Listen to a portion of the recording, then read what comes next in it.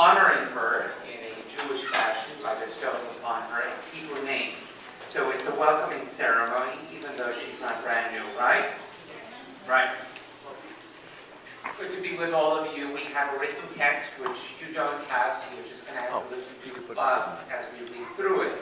I'll be talking a little bit about Hebrew names and why it is that we give children Hebrew names, where that tradition comes from in just a moment. I'm going to start off with what I have here on the written text itself.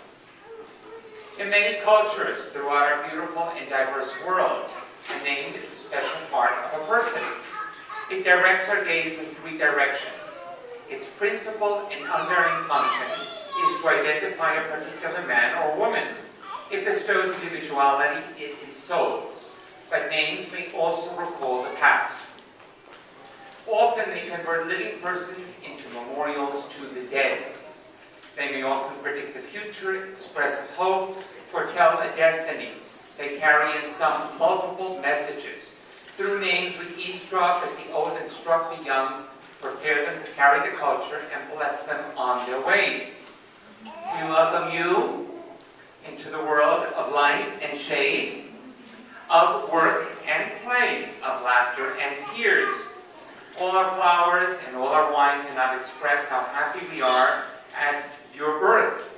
All the caresses of our eyes and hands cannot measure the fullness of our love for you. The giving of a Hebrew name is, it's a part of Jewish tradition going way back. However, it was not known as a Hebrew naming ceremony. It was a ceremony that was attached to giving a name to a child, but the name that a child was given was not distinctly his or her Hebrew name. It was just the child's name.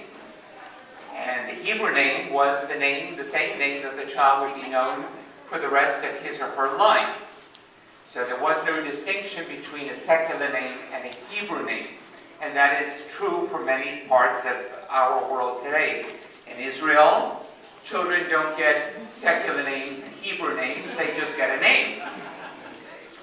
In many Orthodox communities, that also is true. So the name that a child is given, let's say if it's a boy given at the bris, that is the name that the child is just simply going to be known as for the rest of his life.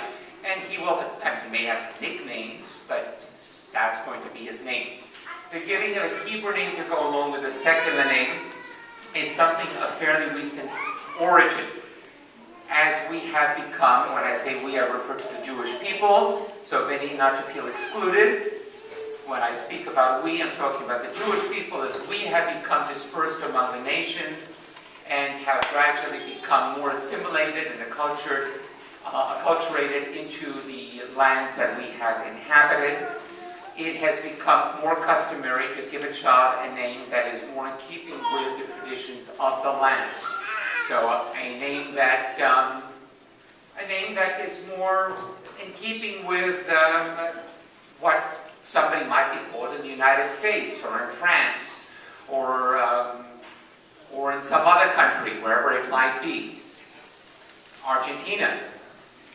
So this has become our custom. It's become our custom to give a child a name as what we would refer to as a secular name. And sometimes the secular name itself may actually be of Hebrew derivation. But it may be something like Sarah. In Hebrew it's Sarah. Or it could be Rachel. And then in Hebrew it would be Rachel. But still, nobody's going to call her Rachel. They're going to call her Rachel as she grows up. In other cases, a name is chosen because it may honor someone else in the family and may not be of Hebrew derivation at all. I don't believe that Emily Arden is of Hebrew derivation. So the parents have chosen a name that is a Hebrew name that is going to pay homage to someone important in their family. The name that they have chosen is Avra Yocheved. It's a beautiful name. Avra is the feminine version of Abraham or Abraham. Abraham being the very first Jew. And Abraham has a very special meaning to it. It means a father to a multitude. So if Avra is the female equivalent of Abraham, then maybe your daughter will be a daughter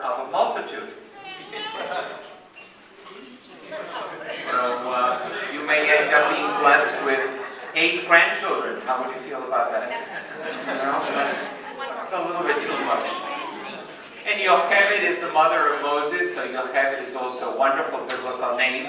This is a beautiful name that they have chosen, and Alyssa and Vincent are going to be telling you a little bit more about the name that they have chosen and why they have chosen it specifically, which they can tell you certainly better than I can. I'm going to continue with what I have here on the written text. May God bless you and guard you. May God make his face to shine upon you and be gracious to you. May God turn his face unto you and grant you peace. Yivarechecha Adonai v'yishmerecha. Yair Adonai panav elecha v'yichunecha. I'll keep it quiet. Yisach panav elecha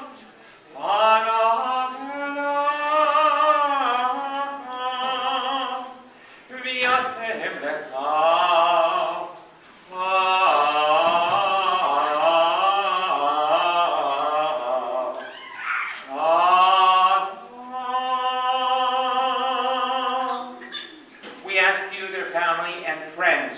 Support in thought, word, and deed. You can be examples of lives well lived and commit to supporting Vinny and Alyssa as in their journey of parenthood. It takes a village to raise a child, and they want